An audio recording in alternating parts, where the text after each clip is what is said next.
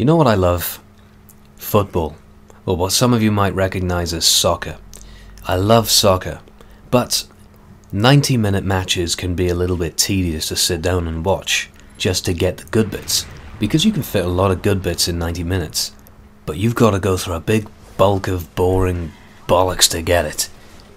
And it makes me appreciate just how much I love to record Match of the Day on a Saturday night, and then wake up and watch it on a Sunday morning. Because Match of the Day, they take all the 90-minute matches, they splice them up and cut out all of the boring bulk. But they keep the best bits, they keep the action, the highlights, the parts that we all want to see. And in the end, they cut out about 10 hours worth of soccer footage. And they cut it down to about 1 hour of the most action-packed moments, the most entertaining bits, the parts that we wanted to see. And they've done away with the other 9 or so hours of all the time-wasting, dull, boring, slow shit that we don't want to see in the football matches. This gives the viewers what they wanted to see. The viewers wanted to see football, but more specifically, they wanted to see the action, they wanted to see the goals. Match of the Day fulfilled the viewers' request by giving the football, but they maximised the entertainment by showing the highlights. I've been asked for Gears of War 3 gameplay, and I'd like to fulfill the viewers' request by scorching people. Oh, extra crispy. I do love me some Gears 3 action. And it's because Gears 3 has a lot of intense action that I'd love to show to you, but unfortunately the matches are very, very long and can take well over 10 minutes and maybe even up to 20 minutes at the worst of times. And that is way above my preferred time for speaking over some gameplay, particularly when I'm very, very amateur at the game in question. Gears of War is a game where I'm certainly no professional, but I'm just as capable of turning people into mulch and head stomping them, burning them with a scorcher, and dropping a hammer of dawn on them. That's good enough for me because it's nice and brutal. As you can see, he is now in multiple pieces, and that's very pleasing to my eyes. And just like on Match of the Day, the boring shit has disappeared, and we are back to slaying, as this man has the hammer, and I have a Nasher shotgun. And that is very much a 1-0 to me. And I want your hammer of dawn, but I don't quite know where you've dropped it. There it is, just about under the boot of the car. I'm going to take that, and I intend to turn your team into one big bloody mess. Unfortunately for me, the hammer of dawn is a weapon which I have very little practice with because I have very rare access to it. As you can see, the targeting system can take its time at awkward angles, but when you do happen to nail a particular spot, it is definitely worth it. But I would never recommend using this thing to specifically deal with a person.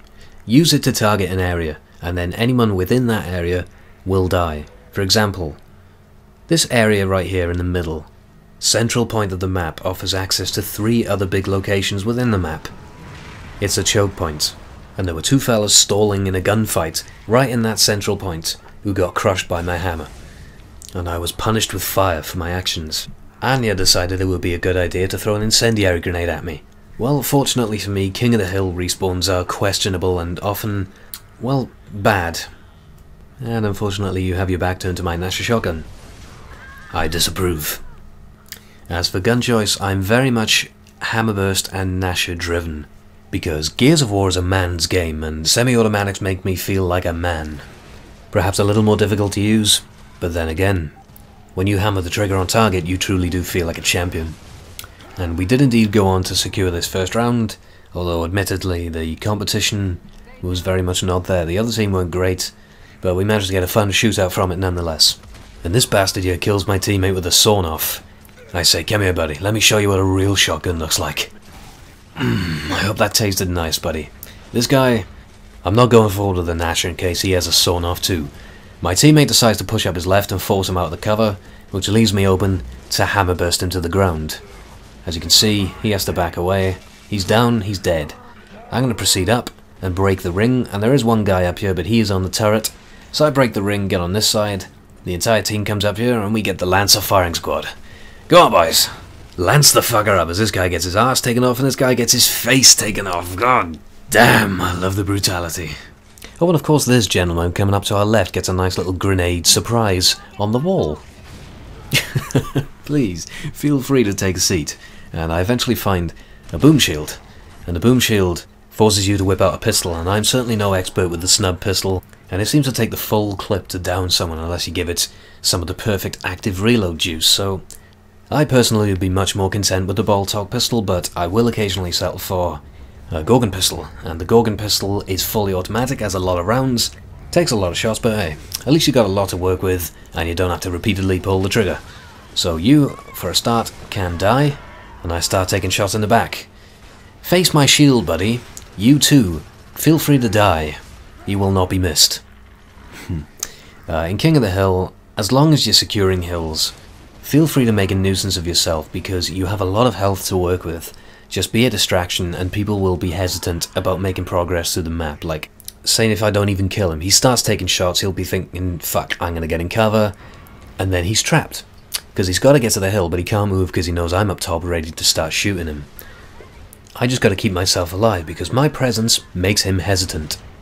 But if you find yourself chasing hills and you need to clear a few people out, be sure to go grab a power weapon to assist you, and that includes the beastly frag grenades. My first one, not so good, but my second one, now that is a little bit more like it. I get the triple frag, secure the quad ribbon with the Nasher, but I want the whole team. Where's the fifth? There you are, you son of a bitch! I see. I see. Well, there goes my whole team attempt. I guess I will just have to wait a little longer. But I'm going to make up for it in embarrassingly bad form. I'm going to demonstrate the power, or the lack of power I should say, on the bloody Gorgon pistol. I'm going to turn the corner, finally get you down with a perfect active Gorgon. Your teammate comes round. He's bad, but he's injured me a lot. Fortunately, I view kick him, kill the medic, and I'm surely going to die. I'm sorry mate, but I'm not going to die because you just simply have bad aim. But that is why I like Nasher dueling, because it's just unpredictable and daft sometimes. And I've been the culprit of some bad shotgunning at times, but I kill that guy, secure the ring, and we seal the victory in what was a very fun game to be blowing up humans. I hope you enjoyed that gameplay. I hope you liked the match of the day format I tried to apply. Just by bringing the highlights to me, it's a lot more fun, a lot more presentable, and a lot more entertaining. Because I aim to please, and my method of pleasing involves maximum blood and death. I'm a very pleasant man, and I hope I managed to fulfill the viewer's request for Gears of War 3. So I hope you enjoyed that, thank you for watching, and goodbye for now.